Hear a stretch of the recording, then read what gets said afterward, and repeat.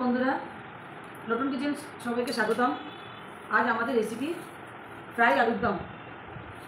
তার উপকরণ হচ্ছে কাঁচা আলু, হলুদ, শুকনো লঙ্কা, টমেটো, কাঁচা লঙ্কা, আদা, চিনি, নুন, গরম মশলা, ঘি। গ্যাসটা জ্বালিয়ে নিয়ে কড়াইটাকে বসালাম। তারপর সর্ষের তেলটা দিয়ে দেবেন। সর্ষের তেলটা গরম হওয়ার পর, তেলটা গরম হয়ে যাওয়ার পর গোটা জিরে, তেজপাতা দিয়ে আলুটা ছেড়ে দেবেন। আলুগুলো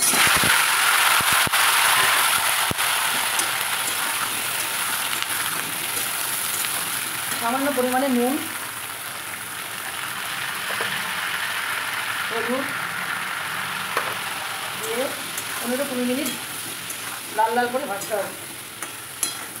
তাই আলুর দমের জন্য আমরা এই মিক্সচার মেশিনে আদা, কাঁচা লঙ্কা, শুকনো লঙ্কা, টমেটো দিয়ে পেস্ট করে নেব। আলুটা লাল লাল করে ভাজা হয়ে গেছে। এবার ওই মশলার পেস্টটা দিয়ে দেবেন। দিয়ে 15-20 মিনিট একদম সিমে করে কষাতে থাকবেন। বন্ধুরা, ড্রাই আলুর দম সার্ভ করার জন্য গরম গরম রেডি। যদি তোমাদের এই রেসিপিটি আমার ভালো লাগে তাহলে লাইক, শেয়ার, সাবস্ক্রাইব করতে ভুলবে না। নমস্কার।